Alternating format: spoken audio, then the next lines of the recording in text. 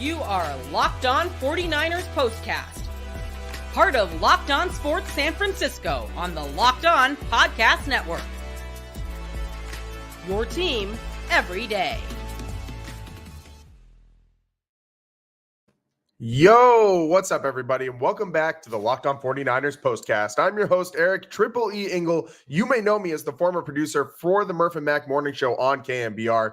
And today, the 49ers fall to the Vikings in Minnesota as Brock Purdy was under constant duress all day long. Final score, 23-17. And Brock was sacked 6 times and running for his life constantly today as the Brian Flores defense dominated the 49ers in the pass rush.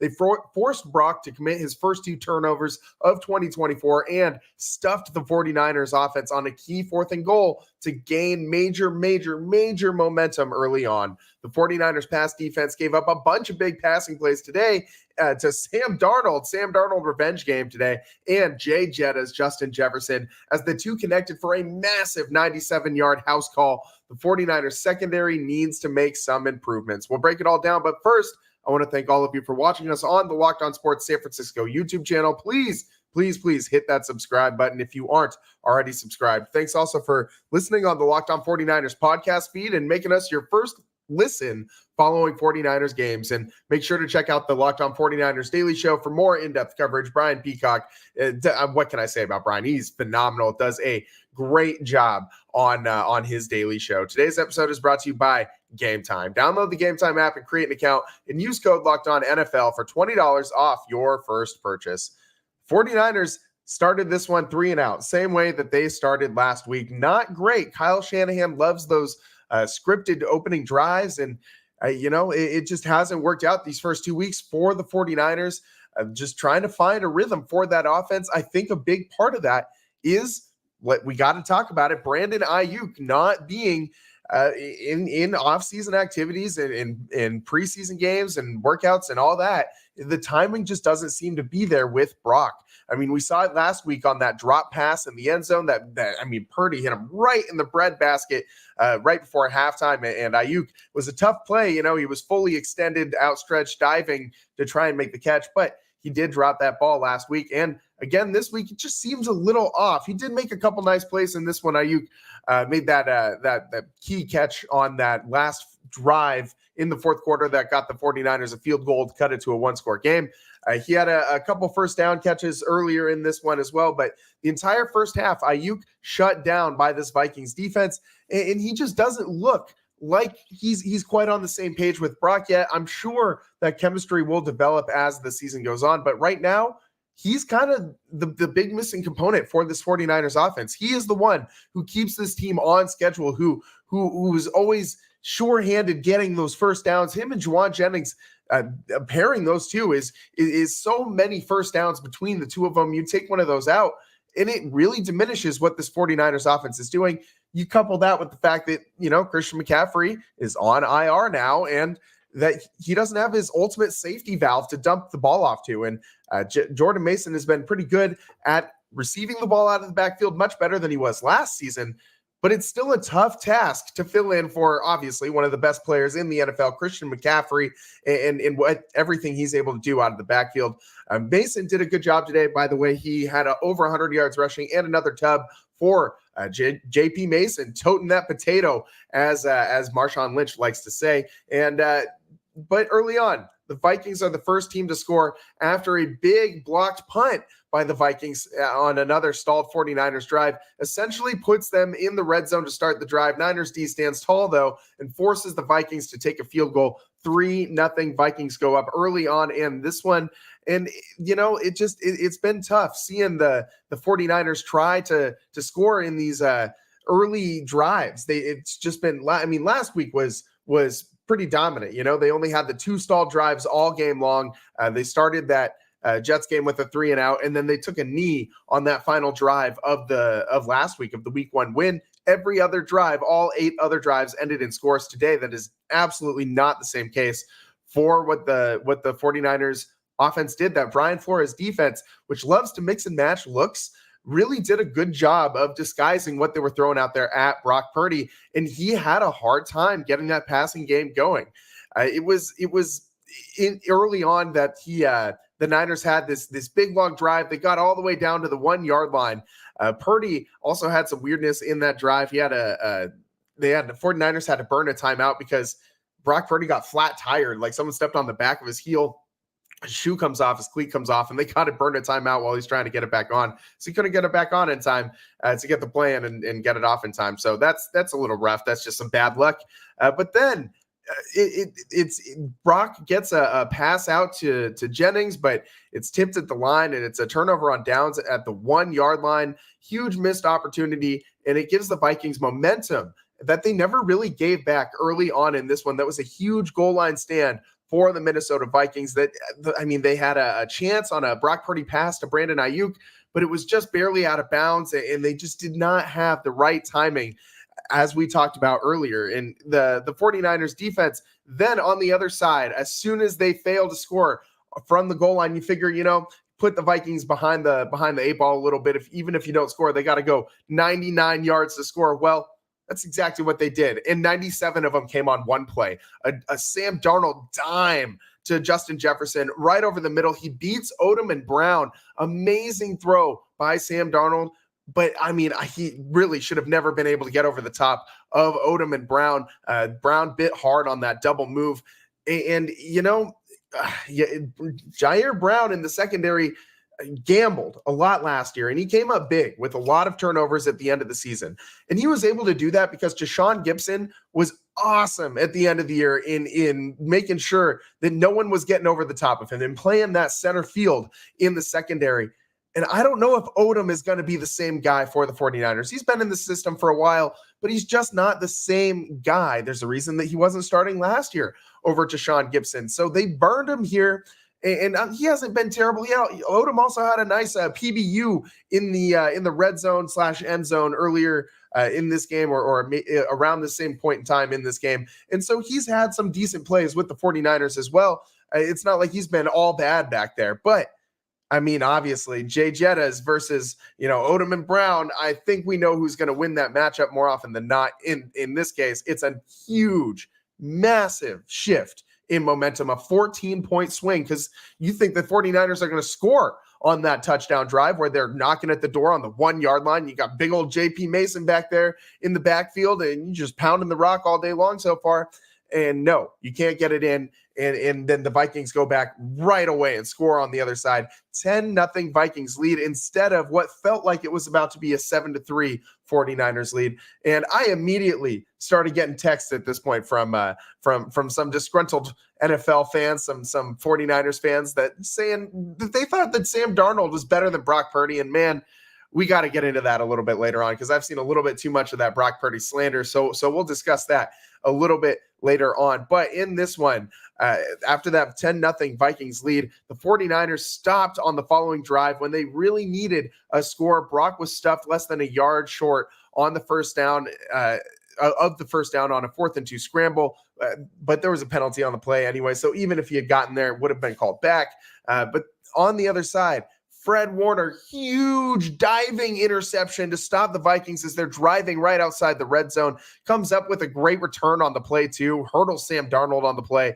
And it gives the 49ers a little bit of life. Brock then has a pretty nice drive. He gets a big gain on a throw to Debo. And on that throw, that was a really nice throw. This one was where Brock had the pocket collapsing around him. He had to slide to his left and step up in the pocket while delivering the throw. Great job feeling the pressure and still going through his progressions. Debo was his 3rd progression on the play.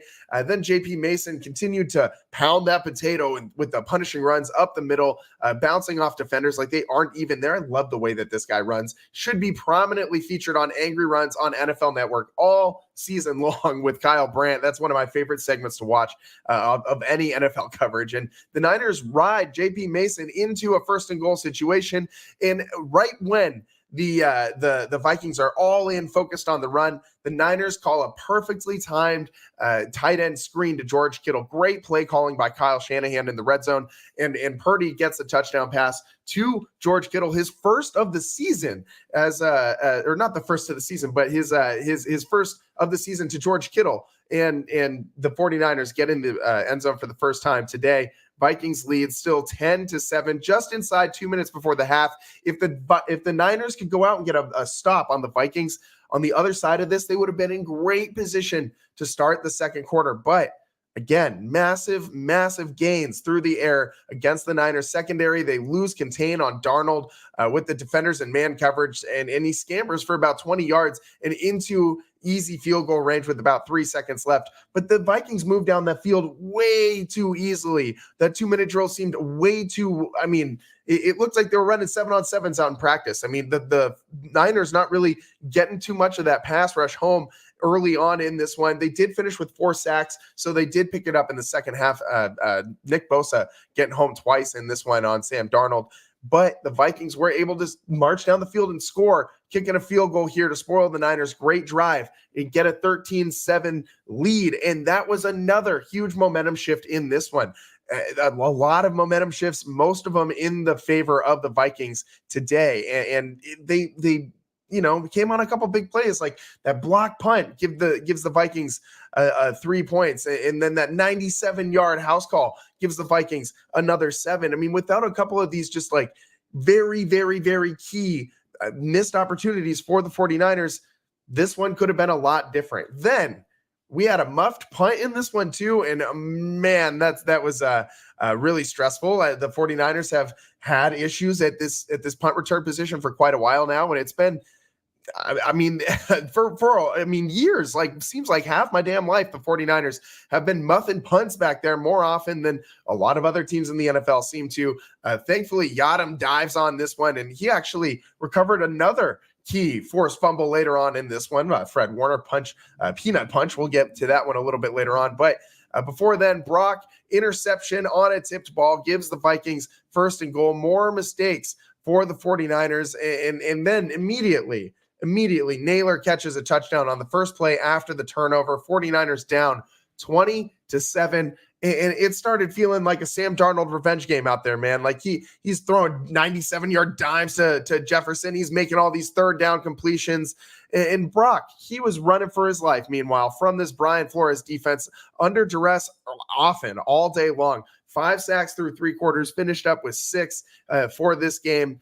It was really, really tough. Brock then, as the 49ers are driving, they have another chance here after they're down 20-7, but Brock tries to pull back a pump fake, and the ball slips right out of his fingers while the 49ers are right on the edge of the red zone. They had all the momentum. Deebo Samuel just made a massive tiptoe catch down the sideline. The Vikings tried to challenge it, but it was confirmed to be a catch. And on that play, Brock did a great job of evading the blitz and using the pocket to evade the pressure, and stepping up, moving all over, sliding around, and slinging it on over to Deebo for that huge first down. It sets him up right next to the red zone, and the ball slips out of Purdy's hands when he tries to pump fake, and right into the arms of a Vikings defender with just over 2 minutes left in the third quarter. That one was an issue. It's just stopped another 49ers drive. And though the passing numbers looked pretty good for Brock on this one, over 300 yards, he did have the one pick. But it was the timing of these turnovers really killed the 49ers. They couldn't have come at worse times. And then the Vikings immediately after these turnovers capitalized every single time. You mix in that block punt with that field goal. It just wasn't a good set of cards for the 49ers, and the Vikings, they capitalized on every opportunity they got, and the 49ers just didn't. They missed out. They had that 4th and goal opportunity that they couldn't convert. There was a lot of opportunities that the 49ers left on the field, and the Vikings coming up with turnovers in the red zone. That's a big deal. And they did it twice in this one or once in this one with that fumble that they recovered out of Brock Purdy's hands. So this one was a tough tough day for Brock Purdy, even though he did have 300 plus yards. He was really constantly running for his life, man. I mean, even the nice plays that he was making, he was having to evade the pressure in the pocket as he was scrambling for first downs. He had a nice scramble for a first down where he stiff-armed a defender on his way there. And it was a close game, but it never really felt like this offense got going. It could have been a lot less close too, because Fred Warner single-handedly kept this team in this game. There was a drive where the Vikings are going down the field, and Aaron Jones has a huge breakaway play on a screen pass. Looked like he was going to score as he was bobbing and weaving through the open field, but all-pro Fred Warner steps up and punches the ball out right at the goal line. 49ers recover on the 1-yard line. An incredible play by Fred Warner, who, I said it last week, I'll say it again. For my money, the best linebacker in all of football, saves a touchdown. And at least, 10 to 14 points were saved today on Fred Warner's forced turnovers alone. That forced fumble saved a sure touchdown. And the interception earlier in this one, where the Vikings were in the middle of a long, lengthy drive, and Fred Warner just stepped right in front of it, dove right in front of it, rather, and came up with a great pick. Without those two turnovers, the Vikings win this one by like 3 scores, by 2 or 3 scores, easily. So without Fred Warner today, this looks a lot different. And I mean, credit the whole defense for helping for forced turnovers, absolutely. But on this play in particular, Fred Warner was the only thing standing between Aaron Jones and the goal line. And what a massive play that was, because it was it looked like it was going to be 27-7 at that point if Jones gets in, because at that point, the score was Vikings winning 20-7. And that peanut punch by Fred Warner allows the 49ers to get the ball back. Yadam comes up with the recovery in a huge, massive 99-yard drive for the 49ers, results in a touchdown, capped off by a 10-yard rushing touchdown by J.P. Mason. A great blocking by the entire right side of the line on that 10-yard rush. Kittle, Pooney, McKivitz all pushing and winning at the point of attack. A couple big passes to Debo on the play, a big first down to Kittle, and a big roughing the passer call got the 49ers all the way down to into the red zone and set up that JP Mason 10-yard rushing touchdown. It trimmed the Vikings lead to 20-14, and it really gave the 49ers some momentum back, because it could have been 27-7 very easily, and that's a much different game. But then on the other side, the Vikings come right back and score, and this was really what killed the 49ers' chances. 3rd and long, Sam Darnold connects with Naylor for a 27-yard strike down the middle with 3 different 49ers in the area, and that ball was placed in the absolute perfect place that it had to be for him to come down with that one. Another 3rd down completion gives the Vikings a first down into the red zone, and the clock keeps on ticking. Great job by the Vikings to use up as much of the clock as they could on this drive, and the Vikings offense just kept on rolling. 49ers defense couldn't make a stop, and the 49ers ended up finally stiffening up within field goal range. It was a nice little chip shot for the Vikings, gives them a 23-17 lead. It was tough. Well, the 49ers, after they got the ball back, they went down and scored a chip shot field goal of their own, cut the lead 23-17, couldn't get the onside kick, and the Vikings then pull out the win in Minnesota. And that's now, so many consecutive losses to the Vikings. I feel like that it's like 8 consecutive losses to the Vikings for the 49ers. First 2-0 start for the Vikings since 2016. A lot of issues in this one for the 49ers offense against this Vikings defense. They disguise coverages really well. Brian Flores gave the 49ers a hell of a hand to deal with today. Let's get into that on the other side. Brock Purdy struggled a lot against this Brian Flores defense. We'll explain why on the other side of the Locked On 49ers postcast. I'm your host, Eric Triple E Engel. We'll be right back.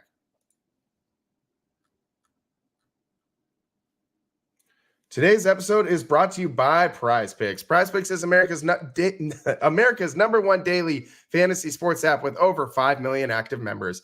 PrizePicks is the easiest and most exciting way to play daily fantasy sports. And unlike other apps, on PrizePicks, it's just you against the numbers. All you do is pick more or less on 2 to 6 player stat projections and watch the winnings roll in. You can now win up to 100 times your money on PrizePicks with as little as just 4 correct picks.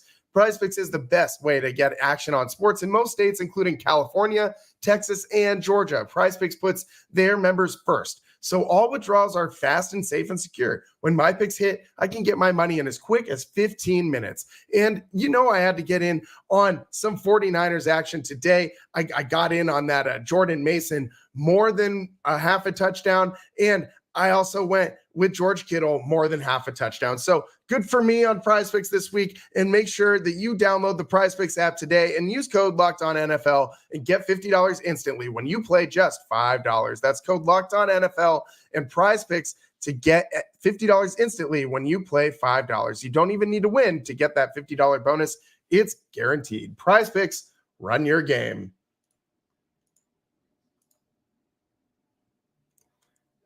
Welcome back to the Locked On 49ers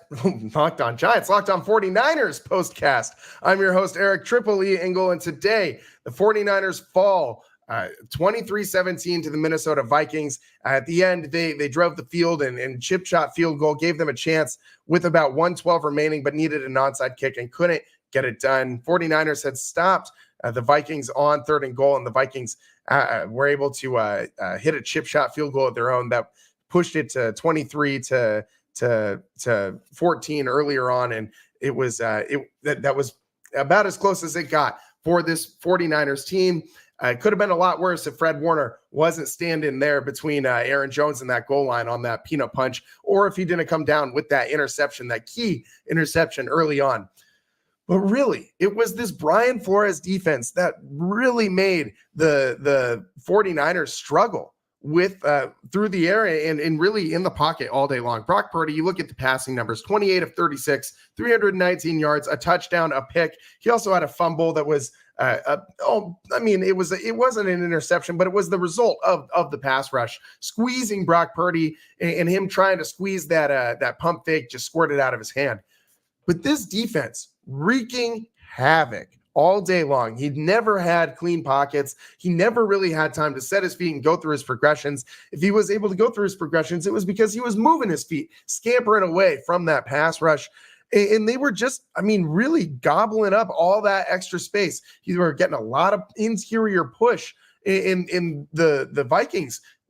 What a great play, what great play today by Pat Jones II. This guy had 2 different sacks today. He had 2 sacks in week 1 as well. So this guy's got 4 sacks already through 2 weeks. But a ton of different Vikings getting in. Cashman was all over the place today. He had 13 tackles for the Vikings. He had a sack as well. He had 3 pass deflections and a ton of quarterback hits, 7 quarterback hits on top of all the sacks today. So just tons and tons and tons of pressure in Brock Purdy's face all day long. And it was hard for him to get away from it. He didn't really have clean pockets to throw. And Trent Williams, who didn't give up a sack all last week, didn't give up QB pressure even all last week, gives up a sack today.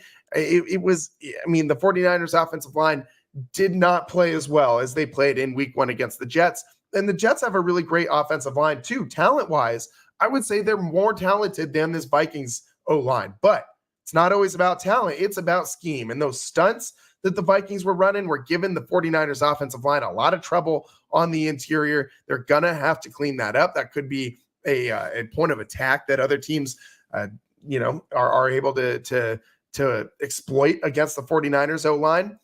And really, it was the time of the turnovers that ruined the 49ers today. The stuff at the goal line on the 4th and 1, the Purdy fumble that was in the red zone. All of these key moments ended up being huge plays for the Vikings, either resulting directly in points or just completely taking the air out of the 49ers sails and never allowing them to hit that 5th gear offensively. Brock Purdy struggled to get the ball out to his playmakers today. Debo did a decent job. He hauled in 8 receptions, 110 yards. Kittle also 7 receptions, 76 yards. But Brandon Aiyuk only 4 receptions, 43 yards. That's not what you want from your $20 million man. Like, you just got this guy back under contract after he held out for all this time. And obviously he's not going to be in tip-top playing shape, but it's an issue when this guy isn't really contributing through the first 2 weeks of the season. Let's hope next week he can finally get back up to speed and this 49ers offense can start clicking, because he's the missing piece, man. He's the missing link. Without Brandon Aiyuk, I mean, I want to hear the Tim Ryan and Greg Papa, Aiyuk is on fire. Even though I hate that call, I still want to hear it, man. I need Brandon Aiyuk to be that first down machine that the 49ers are missing, to be that guy who keeps them on schedule, that superior route runner who's always open at the top of his routes and has that great timing with Brock Purdy. But because he is such so dependent on his route running to get open, that timing is more important than anything else for him to develop with Brock Purdy. The two have got to be able to get that done going forward, and I'm sure they will. This is only week 2. We don't need to, burn the whole building down. The sky isn't falling. The 49ers still look like they're in just fine position going forward. But one interesting thing of note, Brock Purdy has only lost 2 games in the regular season to NFC opponents.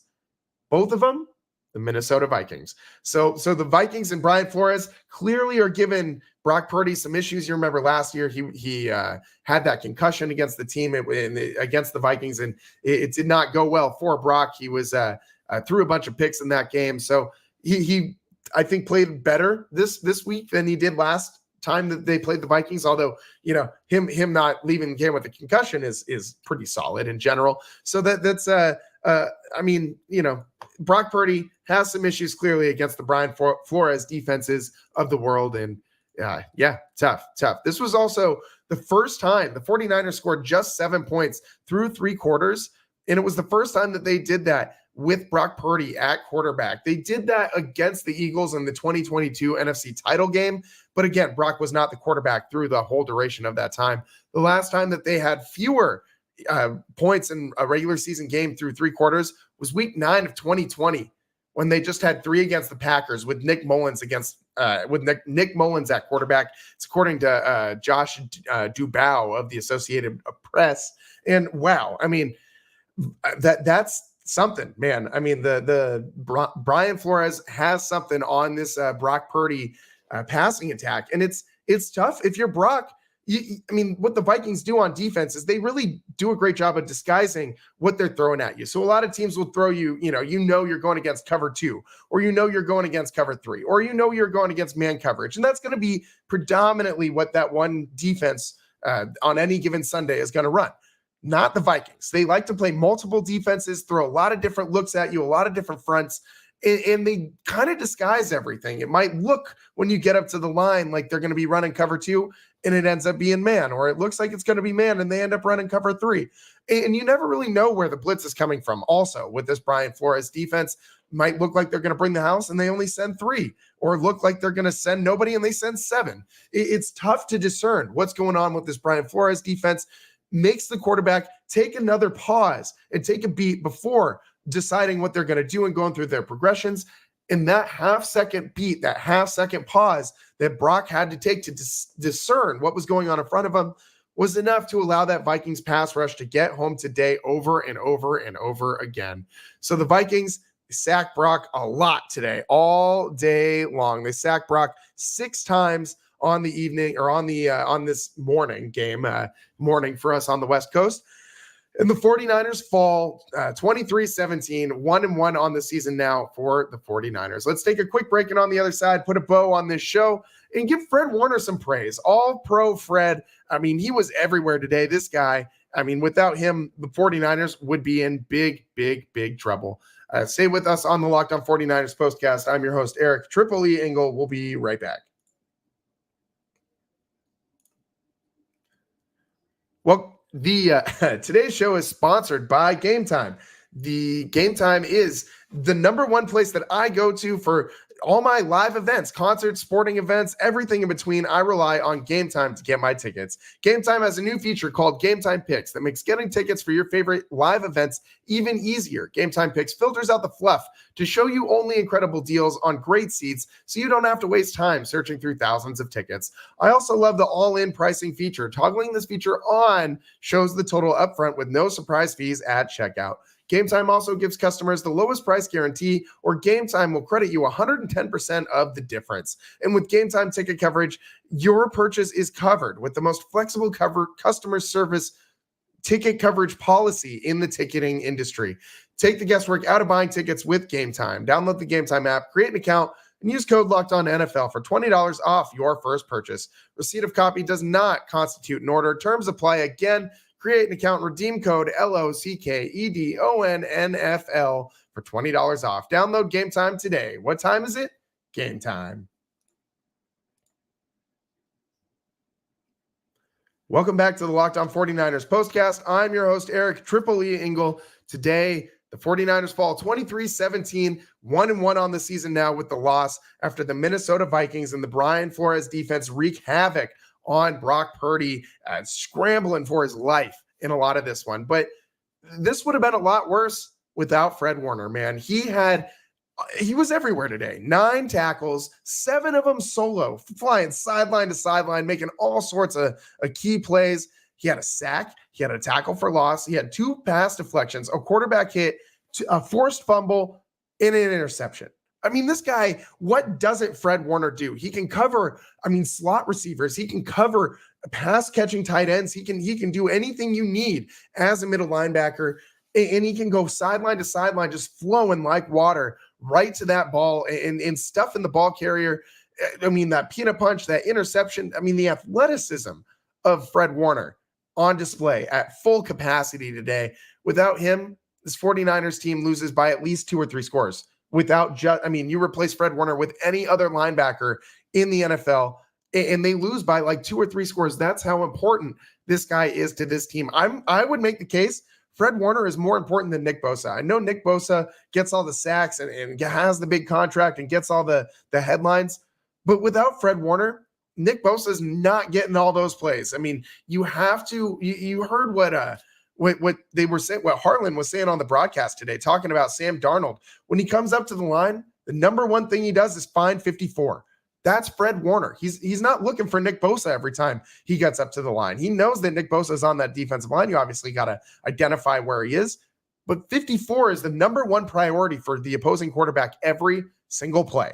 And that means you're the best player on your defense. That is Fred Warner, all pro Fred, does everything. Mr. Do It All for the 49ers. We got to give him some props, man. This guy's the best linebacker in all of football. Without him, this is a 2 or 3 score loss. Really, that interception that came with the Vikings just, knifing through the 49ers defense all the way down the field, and then punches out the ball literally at the 1 yard line to save a touchdown that would have made this a 27-7 game. At least he gave the 49ers a puncher's chance all by himself. All pro Fred Warner. That's about all the time that we got for you guys on the show today. We'll be coming to you live next week is the 49ers get going with their week 3 matchup. And we're also going to be coming to you live in a couple hours as the San Francisco Giants take on the San Diego Padres. We'll be bringing you post-game coverage for that as well on the Locked On Giants postcast. But next week, 49ers Rams 125 will be coming to you live post-game on the Locked On 49ers postcast, covering that as well. Thanks for tuning in. Hopefully we got a win for you guys next week. I enjoy my 49ers post games a lot more when the 49ers win. So thanks for tuning in. We'll see you next time. Peace.